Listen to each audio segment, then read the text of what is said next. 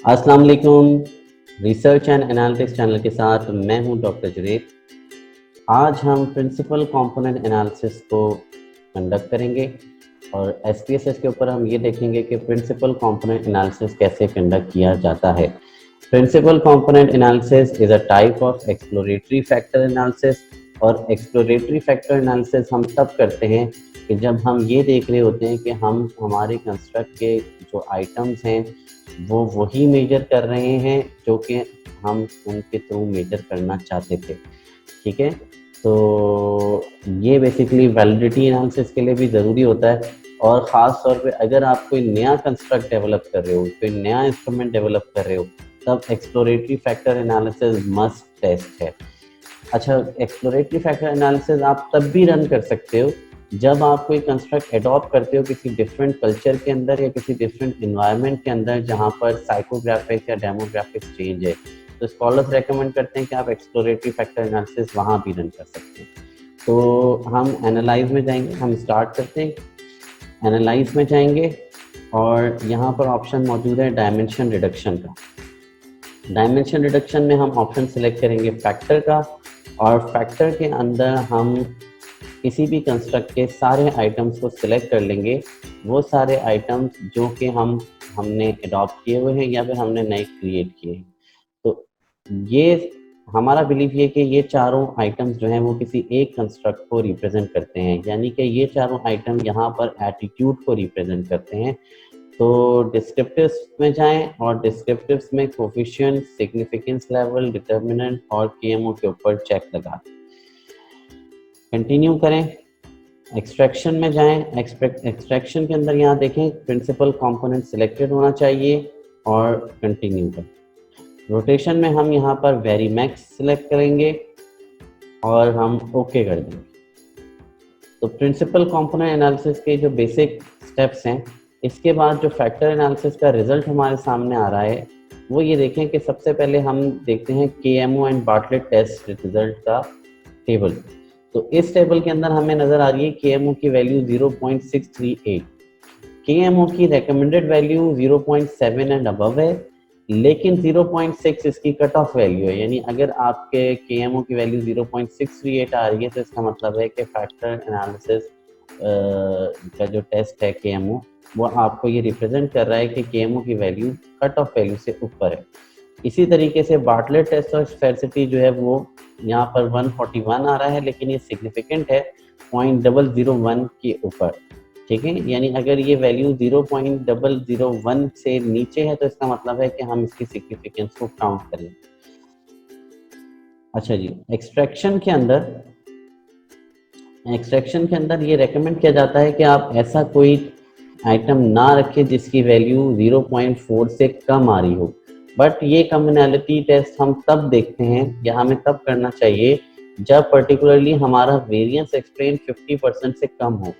हम यहाँ पर देख रहे हैं कि हमारा वेरिएंस एक्सप्लेन 51% है, तो लिहाजा हमें यहाँ पे ज़बरदस्ती किसी आइटम को उड़ाने की ज़रूरत नहीं है और हम इस आइटम को रिटेन कर सकते हैं। जब हम कंपोनेंट मैट्रिक्स में देखें तो यहाँ पर हमें ये बता रहा है कि हमारे चारों आइटम एक सिंगल कंपोनेंट को रिप्रेजेंट करते हैं, यानी एक ही फैक्टर हमारा मौजूद है। इन चारों की मदद से हम एक ही फैक्टर को एनालाइज कर रहे हैं। इसका मतलब ये हुआ कि ये चारों आइटम मिलके एक कंस्ट्रक्ट डेवलप कर रहे हैं या एक कंस्ट्रक्ट मेजर कर रहे हैं। ठीक है, अच्छा जी, तो इसी तरह से जब हम यहाँ पर फैक्टर एनालिसिस कर रहे हैं तो डायमेंशन रिडक्शन में जाएंगे और डायमेंशन रिडक्शन में फैक्टर में हम सिलेक्ट करेंगे परचेज इंटेंशन के चारों आइटम। ठीक है, PI 1 2 3 4, और परचेज इंटेंशन के चारों आइटम जब हम सिलेक्ट करेंगे तो हमें यहाँ पर रिजल्ट मिलता है KMO की वैल्यू 0.555, दैट इज बिलो 0.60। इसका मतलब है कि कट ऑफ वैल्यू से ये कम है। अच्छा, ऑल्दो वेरिएंस एक्सप्लेन यहाँ पे 50% से ज़्यादा है, लेकिन KMO की वैल्यू यहाँ पे कम है और बार्टलेट टेस्ट और स्पेसिफिसिटी भी यहाँ पर सिग्निफिकेंट है। कंपोनेंट भी यहाँ पर एक ही शो कर रहा है। लेकिन अगर हम कम्युनैलिटी में चेक करें तो यहाँ पर PI1 की जो कम्युनैलिटी एक्सट्रैक्शन है वो 0.349 है। एज आई सेड कि जब यहाँ पर कोई वैल्यू कॉम्प्रोमाइज हो रही होती है तो हम यहाँ पर चेक करते हैं कम्युनैलिटी के अंदर कि क्या कोई आइटम 0.4 से लेस है। अगर कोई आइटम 0.4 से लेस होता है तो इन दैट केस हम उस आइटम को रिमूव करते हैं। हर रिमूवल ऑफ आइटम को हम एक आइट्रेशन का नाम देते हैं और हम ये चेक करते हैं कि हमारा कितनी आइट्रेशन के अंदर एक फैक्टर वैलिडेट हो रहा है। जैसे कि इस वक्त जो फर्स्ट आइट्रेशन हमने यहाँ पर रन की है, इसके अंदर हमारी KMO की वैल्यू यहाँ पर कट ऑफ वैल्यू से कम आ रही है और हम देख रहे हैं कि 4 डिफरेंट आइटम्स हैं जो कि परचेज इंटेंशन के अंदर मौजूद है, जिसमें से एक आइटम जो है वो 0.349 की एक्सटेंशन। तो हम वापस से एनालाइज में जाएंगे, डायमेंशन रिडक्शन में जाएंगे, फैक्टर को सिलेक्ट करेंगे और PI1 को यहाँ से रिमूव करेंगे। So this is our second iteration. ठीक है, इस सेकेंड आइट्रेशन के अंदर हमें ये पता चलेगा कि हमारा फैक्टर वैलिडेट होता है या नहीं। तो एक्सप्लोरेटरी फैक्टर एनालिसिस के अंदर प्रिंसिपल कंपोनेंट एनालिसिस का मेथड हम यूज कर रहे हैं और ये सेकेंड आइट्रेशन है जिसमें परचेज इंटेंशन का एक आइटम ड्रॉप किया है हमने।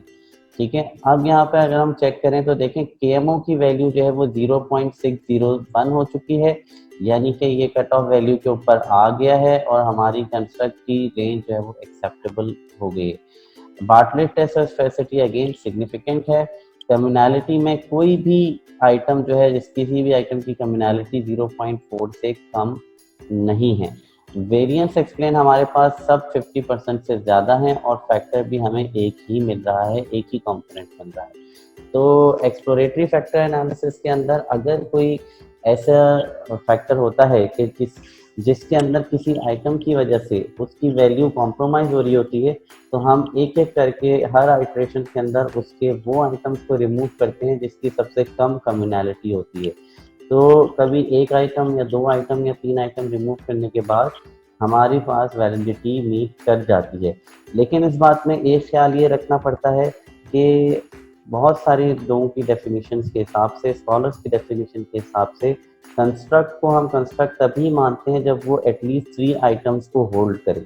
तो यानी अगर आपका कोई कंस्ट्रक्ट ऐसा है जिसके अंदर 4 ही आइटम थे, जैसे कि ये मेरा कंस्ट्रक्ट था जिसमें परचेज इंटेंशन के 4 आइटम थे, तो मैंने एक आइटम रिमूव किया तो मेरे 3 आइटम यहाँ पर बच गए। इन दैट केस मेरा कंस्ट्रक्ट यहाँ पर वैलिडेट हो गया है विद 3 आइटम्स। लेकिन अगर मुझे कोई एक और आइटम को रिमूव करना पड़ता तो इसमें सिर्फ 2 ही आइटम रह जाते और 2 आइटम के ऊपर KMO 0.5 आता है स्ट्रेट। तो लिहाजा 2 आइटम्स के ऊपर इसकी वैलिडिटी मीट नहीं करती। इस वजह से कंस्ट्रक्ट के लिए ज़रूरी है कि उसके अंदर कम से कम 3 आइटम्स मौजूद हों। तो लिहाजा यहाँ पर मेरा 3 आइटम्स के साथ कंस्ट्रक्ट वैलिडेट कर रहा है, इसीलिए मैंने ये आप लोगों को समझाया कि 3 से कम आइटम किसी कंस्ट्रक्ट के अंदर नहीं होने चाहिए। खास तौर पे तब जब आप रिग्रेशन एनालिसिस या CBSEM कोवेरिएंस बेस्ड सेम की तरफ जा रहे हैं।